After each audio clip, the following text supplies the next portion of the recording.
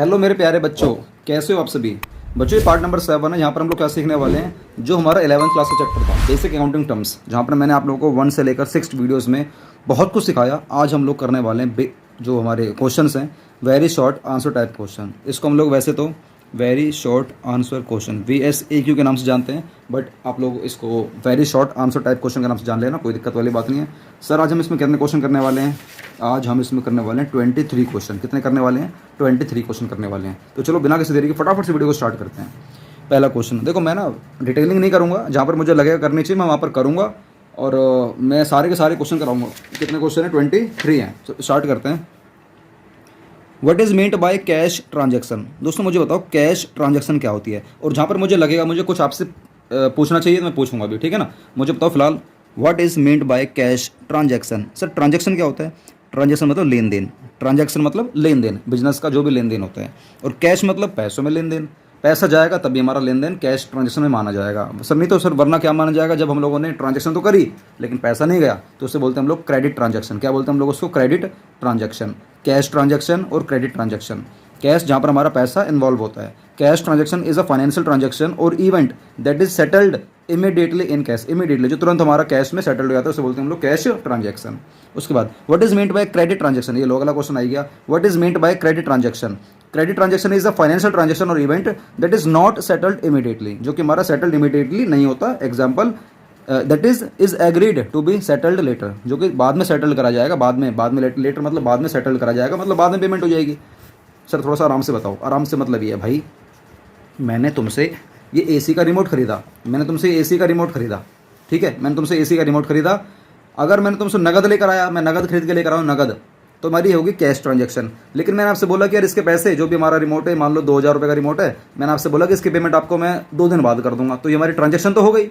आपने माल बेच दिया, मैंने माल खरीद लिया, लेकिन हमारी कौन सी ट्रांजैक्शन है? क्रेडिट ट्रांजैक्शन है। कौन सी ट्रांजैक्शन है? क्रेडिट, ठीक है। चलो ब्रीफली मतलब शॉर्ट में, ब्रीफली मतलब क्या होता है हमेशा याद रखना, शॉर्ट में आपको एक्सप्लेन करना है एक्सपेंडिचर। एक्सपेंडिचर क्या होता है? सर एक्सपेंडिचर वही होता है, खर्चा होता है, बात खत्म, खर्चा होता है।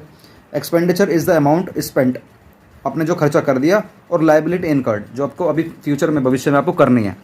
एक्सपेंडिचर वो अमाउंट है, वो पैसा है जो आपने या तो स्पेंड कर दिया, खर्चा कर दिया, या लाइबिलिटी इनकर्ड मतलब भविष्य में कभी करना है। फॉर एक्वायरिंग, एक्वायरिंग मतलब खरीदने के लिए। क्या खरीदने के लिए? या तो आप असेट्स खरीदोगे, या गुड्स खरीदोगे, या सर्विस खरीदोगे। 3 चीज़ खरीदते हैं। क्या खरीदते हैं सर? असेट्स, गुड्स और सर्विस। इसको हम लोग गैस के नाम से जानते हैं, गैस, GAS।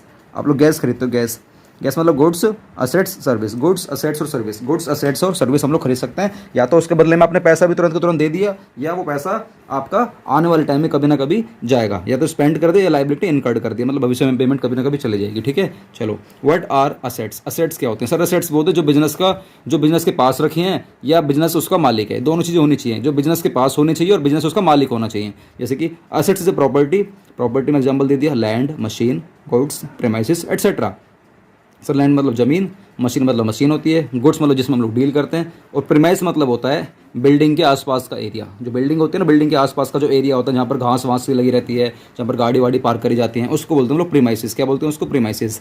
तो असेट्स इज़ अ प्रॉपर्टी, चाहे लैंड हो, मशीन हो, गुड्स हो, प्रॉपर्टी हो, या प्रीमाइसिस हो एटसेट्रा। और या कोई लीगल राइट, हमें कोई कानूनी कोई अधिकार मिला हुआ है, जैसे कि पेटेंट्स का मैंने अधिकार ले रखा है, कॉपीराइट का मैंने अधिकार ले रखा है, गुडविल का ले रखा है, किसी फॉर्मूले का मैंने अधिकार ले रखा है, किसी फ्रेंचाइजी का मैंने अधिकार ले रखा है, कुछ भी हो सकता है, वो भी सारी मेरी प्रॉपर्टी मानी जाएगी। ओन्ड बाय एन इंडिविजुअल, वो एक अकेला आदमी हो सकता है, वो एक पूरा का पूरा बिजनेस भी हो सकता है। Which can be measured in money terms, जिसको हम लोग मनी के टर्म्स में मेजर कर सकते हो, ठीक है। असेट्स एक वो प्रॉपर्टी है या वो लीगल राइट है जिसका अकेला या तो बिजनेस का हो या बिजनेस का मालिक का हो, वो उसका मालिक है, और जिसको हम लोग मॉनेटरी टर्म्स में मेजर कर सकते हैं, जिसको हम लोग मॉनेटरी टर्म्स में मेजर कर सकते हैं। What are fixed assets. Fixed assets का दूसरा नाम क्या होता है हमारा? नॉन करंट असेट्स का दूसरा नाम क्या होता है? Non current assets. क्या होता है? Non current assets. फिक्स्ड क्या होती है? जो एक बार ले आए, बिजनेस के अंदर रख दी, और उसका यूज़ हम लोग आने वाले टाइम में लंबे समय तक इस्तेमाल करते रहेंगे, जिसका कंपनी उस असेट से बेनिफिट लंबे साल तक लेती है। जैसे कि fixed assets are the assets which are acquired not with the purpose of resale. मैं उसको रीसेल नहीं करूँगा, आगे बेचूंगा नहीं, but with the purpose to increase the earning capacity of the business. मैं उससे ना अपने बिजनेस की अर्निंग कैपेसिटी को बढ़ाऊंगा। मुझे एक बात बताओ, मेरा काम है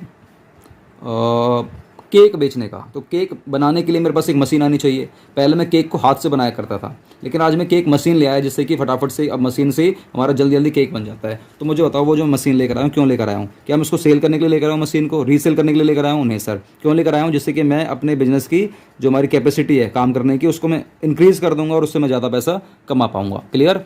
yes sir. What is meant by tangible assets, जिसको हम लोग देख छू सकते हैं, महसूस कर सकते हैं। आप देख सकते हो चंडीगढ़ में क्वेश्चन आया हुआ है। Tangible assets are the assets which have physical existence, जिसकी फिजिकल में मौजूदगी है। That is they can be seen, जिसको देखा जा सकता है, एंड टच्ड, टच करा जा सकता है, जैसे कि land, building, plant, machine, computer. ठीक है, चलो ब्रीफली एक्सप्लेन। ब्रीफली एक्सप्लेन, क्या एक्सप्लेन करना है? पहले इसकी बात कर लेते हैं, इंटेंजिबल एसेट्स की बात कर लेते हैं। Briefly explain intangible assets. Intangible assets are the assets which do not have a physical existence, जिसकी फिजिकल में मौजूदगी नहीं होती, and that is they can not be seen और टच, जिसको हम लोग देख नहीं सकते हैं, छू नहीं सकते हैं, जैसे कि कंप्यूटर, सॉफ्टवेयर, गुडविल, एग्जाम्पल में और लिख लेना आप लोग, पेटेंट्स, ट्रेडमार्क्स, कोई फार्मूला, कोई फ्रेंचाइजी, कोई नो हाउ, ये सारी चीज़ें मेरी क्या होती हैं? इंटेंजिबल एसेट्स के एग्जाम्पल हैं। ठीक है, चलो briefly explain the terms goods. Goods मतलब क्या होता है? गुड्स मतलब वही जो मेरा बिजनेस है, जिस चीज़ का बिजनेस है वो मेरे पास अगर रखा हुआ है सेल करने के वास्ते, सेल करने के पर्पज से, तो मेरा वो गुड्स है। Goods are the physical items of trade, जो व्यापार करने के लिए जो भी मेरे पास फिजिकल मतलब मौजूदगी में जो मेरे पास चीज़ रखी हुई है, उसे क्या बोलते हैं हम लोग? गुड्स बोलते हैं। Define the term purchase. याद रखना, परचेज वर्ड किस चीज़ के लिए लगाते हैं? जिस चीज़ का मेरा कारोबार है, अगर मैं उस चीज़ को खरीद कर लेकर ले आया हूँ, अगर मैं उसको खरीद कर लेकर आ गया हूँ, क्यों? क्योंकि उसको आगे मैं सेल करूँगा, तो उसी के लिए हम लोग परचेस वर्ड यूज़ करेंगे, याद रखना। और परचेस हमारे दो टाइप की होती है, कैश परचेस या हमारी क्रेडिट परचेस। कैश अगर आपने कोई चीज़ नगद खरीद के लाए हो, क्रेडिट जिसको आप उधार खरीद के लेकर आए हो। और अगर कैश परचेस को मैं जोड़ दूंगा क्रेडिट परचेस के साथ, तो दोनों हमारी मिलकर क्या बनती है? Total purchase. क्या बनती है? हमारी टोटल परचेस बनती है। The term purchase is used for the purchase of goods for resale, resale करने के वास्ते इसको लेकर आता हूँ, और for producing the finished products. या तो मैं सेल करने के पर्पज से लेकर आया हूँ उसको, या मैं उसको, या उससे मैं कुछ प्रोड्यूस करूँगा। जैसे कि मान लीजिए मेरी जो एंटिटी है वो मैन्युफैक्चरिंग है, तो मैन्युफैक्चरिंग है तो मैं रॉ मटेरियल को भाई यूज़ करूँगा, जिससे कि मैं फ्रेश प्रोडक्ट बनाऊँगा उससे। तो बताओ, मैंने रॉ मटेरियल खरीदा, क्यों खरीदा? उसको सेल करने के लिए नहीं, रॉ मटेरियल को मैंने खरीदा उसको बनाने के लिए, उसको रॉ मटेरियल को कन्वर्ट करूंगा फिनिश गुड्स में। लेकिन रॉ मटेरियल क्या मैंने सेल करने के लिए खरीदा है? नहीं सर, उसको मैंने यूज़ करने के लिए खरीदा है, वो भी अपनी मैन्युफैक्चरिंग एंटिटी के अंदर। तो अगर मैंने प्रोड्यूसिंग एंटिटी है मेरी, अगर मेरी एंटिटी मैन्युफैक्चरिंग टाइप की है, ट्रेडिंग नहीं है, मैन्युफैक्चरिंग है, दोनों में से कुछ भी हो, तो भी मैं क्या बोलूँगा? परचेस वर्ड यूज़ करूँगा। ठीक है, दो टाइप की हमारी परचेस होती है, कैश और क्रेडिट। क्रेडिट मतलब उधार खरीदा है किसी से माल, और कैश है तो मतलब मैंने नगद खरीदा है। अगला word 10, what are the main classes of liabilities. Liability की हमारी कितनी क्लास होती हैं भाई? दो ही होती हैं, या तो नॉन करंट लाइबिलिटी या current liability. Non current liability वो जिसका टाइम पीरियड हमारा 1 साल से ज़्यादा का होता है, करंट लाइबिलिटी वो जिसका टाइम पीरियड हमारा 1 साल से कम का होता है। Give any 2 examples of current assets. Examples, आपको करंट एसेट्स को 2 एग्जांपल देना है। इसने बोला stock in trade. Stock in trade मतलब होता है इन्वेंट्री। इन्वेंट्री का दूसरा नाम क्या होता है हमारा? एसआईटी। एसआईटी मतलब क्या होता है? स्टॉक इन ट्रेड या कैश इन हैंड। आप एग्जाम्पल में 2 और ले लो, जैसे कि बैंक बैलेंस ले लो, डेटर्स ले लो, बिल्स रिसीवेबल ले लो, ठीक है ना, ये सब एग्जाम्पल हो जाते हैं। Name 3 current liability. 3 आपको लाइबिलिटी का नाम लेना है। इसलिए ले लिया क्रेडिटर्स, जो कि करंट होनी चाहिए, जिसकी पेमेंट हम लोग 1 साल के अंदर करेंगे। Creditors, bills payable, outstanding expense. इसने आउटस्टैंडिंग एक्सपेंस लिखा है। अब एक्सपेंस में कुछ भी लिख लो, जैसे कि outstanding rent, outstanding electricity bill, outstanding water bill, outstanding wages, outstanding salary, कुछ भी हो सकता है। बहुत सारे एग्जाम्पल बन सकते हैं। ठीक है, जैसे यहाँ पे लिखा था करंट एसेट्स के एग्जांपल में स्टॉक इन ट्रेड है, कैश इन हैंड है, डेटर्स है, बीआर है। ऐसे यहाँ पर हमारा कोई प्रीपेड एक्सपेंस होता, प्रीपेड एक्सपेंस, तो वो भी हमारा क्या माना जाता? Current assets. याद रखना, प्रीपेड एक्सपेंस हमारा क्या माना जाता? करंट एसेट्स माना जाता। अगर कहीं यहाँ पे होता ना प्रीपेड एक्सपेंस, तो ये हमारा करंट एसेट्स माना जाता है। Name any 2 long term liability. लंबे समय तक जो पेमेंट करने वाली होती है। मैंने आपको 2 एग्जांपल लिखवाए थे, एक लॉन्ग टर्म लोन लिखवाया था, एक आपको डिबेंचर लिखवाया था। ठीक है, डिबेंचर 12th क्लास का वर्ड है, पूरा अपने आप में एक चैप्टर है, आपको बाद में कराऊंगा। फिलहाल ये समझ लो, ये लॉन्ग टर्म लोन होता है, लंबे समय तक की अवधि के लिए मैंने ले लिया होता है, जैसे कि लगभग 3 साल से लेकर 7 साल, 3 साल से लेकर 7 साल, तो उसे बोलते हैं डिबेंचर। अब ये क्या होता है, कैसे होता है, बाद की बात करेंगे। ठीक है, 14 टर्म में देखो, एक्सप्लेन कैपिटल ब्रीफली। ब्रीफली मतलब शॉर्ट में आपको बताना कैपिटल क्या होती है। कैपिटल वही होती है जो बिजनेस का मालिक अपने बिजनेस में कुछ ना कुछ पैसा लगाता है, जैसे कि आने वाले टाइम में 1 साल बाद वहाँ से कुछ ना कुछ प्रॉफिट जनरेट करता है। और capital is the amount invested by the proprietor या ओनर ऑफ द पार्टनर और the partner in the business. ठीक है, चलो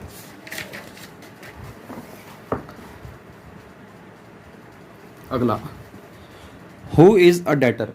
डेटर कौन होता है? डेटर वो जिसको मैंने उधार माल बेचा होता है। डेटर कौन? जिसको मैंने उधार माल बेचा होता है और वो मुझे आने वाले समय में कभी ना कभी पैसा देने का वादा कर रखा है।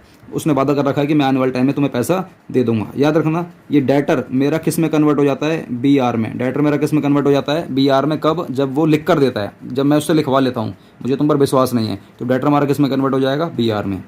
Debtor is a person who owes, ओ मतलब ऋणी, ऋणी ऋणी। ओज मतलब क्या होता है? ऋणी मतलब कर्जदार। इसका मतलब क्या होता है? ओज मतलब होता है कर्जदार। वो कर्जदार है। किसका कर्जदार है? हमारा कर्जदार है। अमाउंट टू द बिजनेस, हमारे बिजनेस को पेमेंट करेगा on account of credit sales of goods. मैंने उसको उधार माल बेचा इसलिए, एंड या फिर मैंने सर्विस बेची मैंने उधार उसलिए। In the normal course of business, जो मेरा नॉर्मल कोर्स ऑफ बिजनेस है उसमें अगर मैंने किसी को अपना माल बेचा या जिस चीज़ में मैं डील करता हूँ सर्विस में, मैंने वो सर्विस बेच दी है, तो आपने अगर मुझे पेमेंट नहीं करी है, आप मुझे कभी ना कभी पेमेंट करने का वादा कर रहे हो, तो आप मेरे क्या मान जाओगे? डेटर माने जाओगे। और अगर मैंने ये वाली बात आपसे लिखवा ली पेपर पर, स्टैम्प पेपर पर लिखवा ली, तो आप आज जो डेटर है ना किस में कन्वर्ट हो जाएगा? बी आर में कन्वर्ट हो जाएगा। अगर बी आर का मतलब होता है कि अगर आपने पेमेंट नहीं करी तो मैं इसके आधार पर मैं कोर्ट में केस करके आपसे पैसा निकलवा सकता हूँ। Who is a creditor? जिससे मैंने उधार माल खरीदा है। डेटर जिसको बेचा है, क्रेडिटर जिससे खरीदा है। तो बस creditor is a person to whom an amount is owed on account of credit purchase. Credit purchase मैंने जिससे उधार माल खरीदा है, चाहे गुड्स खरीदा हो चाहे सर्विस खरीदी हो, इन the normal course of business. याद रखना, जो मेरा व्यापार है, जो उसका व्यापार है और जो मेरा व्यापार है, उसी की बात हो रही है। नॉर्मल कोर्स ऑफ बिजनेस की बात हो रही है। 17, what is meant by revenue from operations? Revenue from operation क्या होता है? RFO मतलब जो भी मेरा व्यापार है उससे मेरी सेल कितनी हुई है, रेवेन्यू कितनी हुई पूरे साल में, याद रखना, ठीक है ना। Revenue from operation means revenue earned by the enterprise from its operating activity. जो भी मेरा काम है, ऑपरेटिंग एक्टिविटी जो मेरा काम है, उससे जितने भी मैंने सेल करी है उसको बोलते हैं हम लोग रेवेन्यू। जो भी मेरी नेट सेल हुई है, सेल्स में से लेस कर दूंगा सेल्स रिटर्न, तो क्या निकल कर आएगी? हमारी नेट सेल निकल कर आती है। चाहे सर्विस रेंडर करो, चाहे किसी को माल बेचो, कुछ भी हो सकता है। सेल ऑफ स्क्रैप भी आप लोग इसमें ले सकते हो। कुल मिलाकर ये कि जितना मैंने पूरे साल भर में आपको नेट सेल करी है ना, उसे बोलते हैं हम लोग revenue from operation. What is an income? Income क्या होती है? देखो यहाँ पर 3 वर्ड एक साथ आ रहे होंगे शायद, नहीं आ रही, बताओ। जबकि 3 वर्ड आने चाहिए थे, इनकम में और प्रॉफिट में और गेन में डिफरेंस आना चाहिए था, लेकिन चलो कोई बात नहीं। इनकम क्या? जो पूरे साल में कमाते हैं हम लोग, बस। Income is profit. Sir income profit कैसे हो सकता है? अरे भैया, जो पूरे साल में कमाए वो भी तो प्रॉफिट ही है, बट इनकम को हम लोग इसलिए दर्जा दे देते हैं कि पूरे साल के हिसाब से तोला जाता है। तो कह रहा है income is a profit earn during the accounting period. During the accounting period, पूरा जो अकाउंटिंग पीरियड है, अकाउंटिंग पीरियड हमारे 2 टाइप के होते हैं, एक फाइनेंशियल ईयर, एक कैलेंडर ईयर है, तो पूरे साल का ही ना। पूरे साल में जितना भी प्रॉफिट कमाया ना उसे क्या बोलते हैं हम लोग? इनकम बोल देते हैं। और उसमें से याद रखना थोड़ा सा, जो भी आपका खर्चा ना, खर्चा माइनस कर देना, बस रेवेन्यू माइनस में एक्सपेंस कर देना, आपकी इनकम निकल कर आ जाएगी। अगर आपको इनकम निकालने का फॉर्मूला क्या है? इनकम निकालने का फॉर्मूला क्या है? आपने पूरे साल भर में जितनी भी सेल करी है, मतलब रेवेन्यू करी है, उसमें से माइनस करो तो जितने भी आपके एक्सपेंस है। तो सेल में से एक्सपेंस हटा दूंगा तो मेरी क्या निकल कर आ जाएगी दोस्तों? इनकम निकल कर आ जाएगी। तो इनकम कैसे निकालते हैं? रेवेन्यू माइनस में expense. Define drawings with example. Drawings क्या होती है? जब बिजनेस का मालिक अपने ही बिजनेस में से, अपने खुद के प्राइवेट यूज़ के लिए अपने बिजनेस में से या तो कैश निकाल लेता है या जिस चीज़ में डील करता है उस चीज़ को निकाल लेता है, हमारी क्या मानी जाती है? ड्राइंग मानी जाती है। Drawings is amount of money या वैल्यू ऑफ गुड्स। या तो पैसा निकालेगा या पैसे के बदले में कोई सामान निकालेगा जिसमें हम डील करते हैं, विच द प्रोपराइटर और partner withdraws for personal use के लिए निकाल लेते हैं। Example, withdrawal of cash by the proprietor for personal use. अपने बिजनेस में से उसने कैश निकाल लिया, तो ये हमारा क्या माना जाएगा? ड्राइंग माना जाएगा। ये सारे एग्जाम्पल क्वेश्चन पेपर में आए हुए हैं, दिल्ली में, चंडीगढ़ में, दिल्ली में, सब आए हुए हैं, ठीक है। Define voucher. वाउचर क्या होता है? वाउचर कुछ नहीं, एक एविडेंस होता है। वाउचर क्या होता है? एक एविडेंस होता है जहाँ पर हम लोगों ने अपने बिजनेस की ट्रांजेक्शन करी होती है। जैसे कहीं से आप उधार माल लेकर आओगे या नगद लेकर आओगे, तो वो आपको जो बिल देता है, वो बिल हमारा क्या माना जाएगा? वाउचर माना जाएगा। एक एविडेंस है कि आपने किसी से उधार माल लिया है या नगद माल लिया है या उसने आपको बेचा या आपने उससे खरीदा है। तो voucher is an evidence of a business transaction. ये क्या होता है? बस वाउचर क्या होता है? नॉर्मली एक एविडेंस होता है, ठीक है। Define merchandise. सर मर्चेंडाइज क्या होता है? मर्चेंडाइज मतलब होता है वो सामान जो सेल करने के वास्ते मैंने अपने बिजनेस के अंदर रखा हुआ है, बोलते हैं merchandise. Merchandise means goods for resale. मतलब मेरी दुकान में जितना भी सामान रखा है ना सेल करने के वास्ते, जितना भी सामान रखा हुआ है उससे बोलते हैं हम लोग मर्चेंडाइज। क्या बोलते हैं? मर्चेंडाइज। मर्चेंडाइज एक नया वर्ड है जो कि मैंने आपको अपने 1 से लेकर 6 पार्ट में सिखाया नहीं था, लेकिन फिर भी आप यहाँ पर सीख लो। मर्चेंडाइज क्या होता है? जो भी मेरी दुकान के अंदर सामान रखा हुआ है बेचने के वास्ते, जो भी बेचने के वास्ते रखा हुआ है ना, सिर्फ वही हमारा क्या माना जाएगा? मर्चेंडाइज, ठीक है ना। मेरे आप एसी की दुकान में घुसोगे तो मेरी एसी की दुकान में 20 एसी रखे हुए हैं, तो 20 एसी क्या है? मर्चेंडाइज है। 20 एसी क्या है? मर्चेंडाइज है। बाकी आप हमारी एसी की दुकान में बहुत कुछ देखोगे, बहुत कुछ नया देखोगे, पता नहीं क्या क्या देखोगे, लाइटें देखोगे, पता नहीं क्या क्या, एलईडी है, टीवी है, एसी, पता नहीं क्या क्या, वो सब हमारा मर्चेंडाइज नहीं है, वो हमारी क्या है? फिक्स्ड असेट्स है, जिसको हम लोग यूज़ करते हैं अपने बेनिफिट के लिए।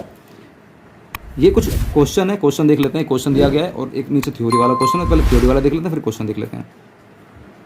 अ firm has received a large order to supply goods. एक फर्म को ऑर्डर मिला है, क्या ऑर्डर मिला है कि उसको लार्ज ऑर्डर टू सप्लाई, बहुत बड़ा एक ऑर्डर मिला है जो सप्लाई करना है उसको गुड्स का। Will it be recorded in the books of accounts of the firm, क्या मैं इसको अपने बुक्स ऑफ अकाउंट में रिकॉर्ड करूँगा नहीं करूँगा, या करूँगा तो क्यों करूँगा, नहीं करूँगा तो क्यों नहीं करूँगा, रीज़न के साथ बताओ। मुझे बताओ, आपको सिर्फ एक ऑर्डर मिला है, ऑर्डर मिला है। जैसे मैं आपसे कह रहा हूँ, जैसे कि आप मुझे कह रहे हो कि सर हाँ, हम ना आपको आपका जो कोर्स है 499 रुपये वाला, हम सर आपको खरीद लेंगे, बस आपने ऑर्डर दिया, मुझे विश्वास दिया, मैं खरीद लूँगा। अरे भैया, खरीद लूँगा भविष्य वाली बात मत करो। अकाउंट्स भविष्य वाली बात को रिकॉर्ड नहीं करता। अगर आपने मुझे मेरे खाते में, मेरे अकाउंट में 499 रुपये की पेमेंट कर दी, तो वो हमारी बिजनेस की तुम्हारे साथ ट्रांजैक्शन हो गई। आप कह रहे हो सर हम कर देंगे, सर कोई बात नहीं, सर भगवान आपको सर बहुत देगा। अरे भगवान बहुत देगा, वो देगा, वो ट्रांजेक्शन नहीं है, फ्यूचर की बात नहीं करते हैं। इसलिए कह रहा है no, it will not be recorded in the books of account because it is not a transaction, ये हमारी ट्रांजेक्शन नहीं है। क्या बात समझ में आ रही है? Yes sir. उसके बाद एक क्वेश्चन देख लेते हैं। A firm earns a revenue of rupees 21,000। एक फर्म ने, सोचो, दिमाग लगाओ, उसने सेल करके पूरे साल भर में सेल करके कितना रेवेन्यू जनरेट करा? 21,000। And the expense to earn this revenue, और ये वाला रेवेन्यू जनरेट करने के लिए उसने कुछ खर्चा कर दिया। वो खर्चा कितना करा है? 15,000 रुपये करा है। तो मुझे बताओ मेरी इनकम कितनी है, मुझे बताओ मेरी इनकम कितनी है। सर इनकम निकालने का फॉर्मूला क्या होता है? इनकम निकालने का फॉर्मूला होता है, यही लिख लो। इनकम निकालने का फॉर्मूला होता है जितना भी आपका रेवेन्यू है पूरे साल का, और इसमें से लेस कर दूँगा जितना भी मेरे पूरे साल का खर्चा है। तो रेवेन्यू मुझे क्वेश्चन में गिवन 21,000 है, एक्सपेंस मुझे गिवन है 15,000 है। तो 21,000 में से 15,000 के हमारे बच्चे 6,000 हमारे क्या निकल कर आ गया दोस्तों? इनकम निकल कर आ गया।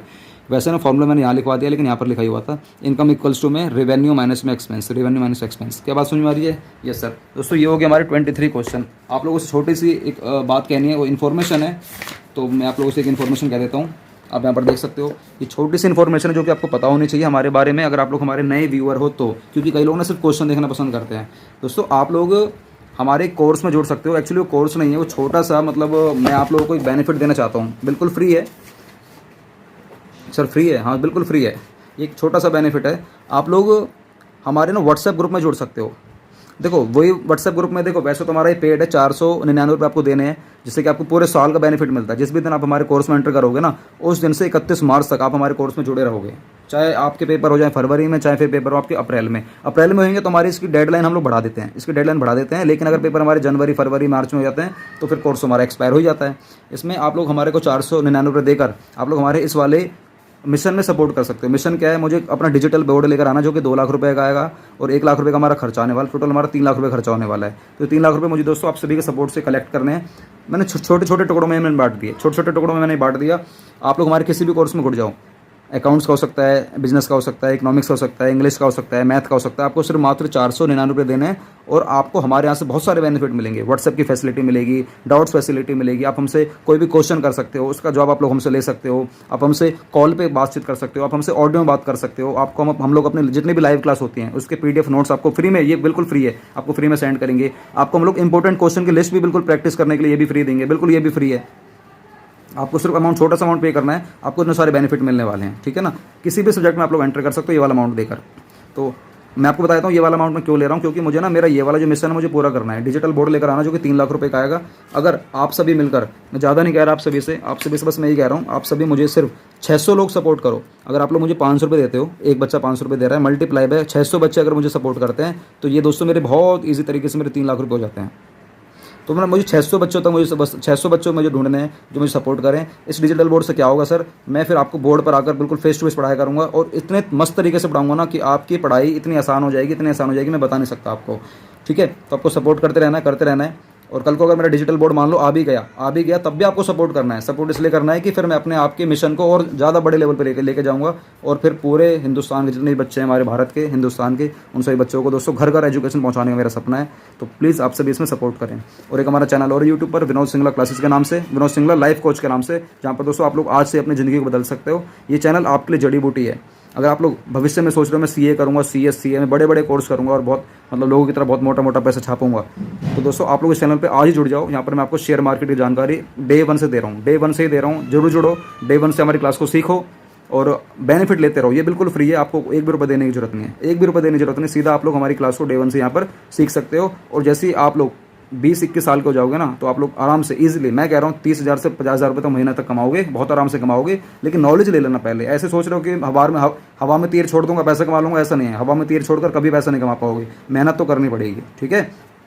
और जो बच्चे दोस्तों मुझे ये वाला अमाउंट पे नहीं कर सकते हैं 499, अगर आपका मानना ये है कि आप आपके पापा या मम्मी इतने सक्षम नहीं है या आपके माता पिताजी का हाथ आपके ऊपर नहीं है तो चिंता नहीं करनी भाई, आपको ये वाला अमाउंट पे नहीं करना मुझे। फिर आपको पे नहीं करना, आप सीधा मुझे व्हाट्सएप पर हाई करके भेज दो, सीधा व्हाट्सएप पर हाई करके भेज दो और कह देना कि सर मैं आपको अमाउंट पे नहीं कर पाऊंगा, लेकिन सर बस मैं पे नहीं कर पाऊंगा, समझ जाऊंगा भाई कोई आपकी मजबूरी रही होगी। क्योंकि यार ये जो अमाउंट है ना 499, बहुत बड़ा अमाउंट नहीं है, ये इतना बड़ा अमाउंट नहीं है कि आप इसमें लुट जाओगे, आपकी दुनिया लुट जाएगी, बर्बाद हो जाओगे, इतना नहीं। इतना तो भैया इंसान खा जाता है या गरीबों को दे देता है। तो ये तो टीचर आपको पूरे साल पढ़ाएगा यार। तो अगर आपको लगता है कि दे सकते हो तो जरूर दो, इससे भाई मैं आप सभी का ही आगे मैं बहुत ज़्यादा सपोर्ट करने वाला हूँ। ये बहुत बड़ा अमाउंट नहीं है, कोई भी दे सकता है, कोई भी, लेकिन फिर भी कुछ लोग होंगे जो नहीं दे पाएंगे, तो कोई दिन चिंता नहीं करनी, आप फिर भी हमारे व्हाट्सएप ग्रुप में जोड़ सकते हो भाई। ये बिल्कुल फ्री होगा उन लोगों के लिए जो सक्षम नहीं है, ठीक है। और आपको सभी मैं आपको मतलब बेनिफिट वगैरह देने वाला हूँ, सारे बेनिफिट मिलेंगे, चिंता नहीं करनी है। बस उसमें एक एक दो बेनिफिट कुछ कुछ होंगे जो नहीं मिलेंगे, जैसे कि इंपॉर्टेंट क्वेश्चन की लिस्ट आपको नहीं मिलेगी और कुछ पीडीएफ की लिस्ट आपको नहीं मिलेंगी। आप डाउट्स ले सकते हो, इंपॉर्टेंट क्वेश्चन हमसे पूछ सकते हो, उसकी वीडियो वगैरह बनाकर दे देंगे, आप हमसे चैट कर सकते हो, बातचीत कर सकते हो, ये सारी चीज़ें हमारी हम आपको प्रोवाइड कर देंगे, ठीक है। बस और जल्दी से हमारे चैनल को सब्सक्राइब कर दो। सब्सक्राइब कर दोगे तो 10,000 सब्सक्राइबर पे ना दोस्तों मैं अपनी एप्लीकेशन लॉन्च करने वाला हूँ। इस दिन मैं एप्लीकेशन लॉन्च करूँगा और लाइव लॉन्च करूँगा। आप सभी के सपोर्ट से ही ये सब कुछ पॉसिबल हो पाएगा। तो सब्सक्राइब करना बिल्कुल ना भूलें चैनल को यार।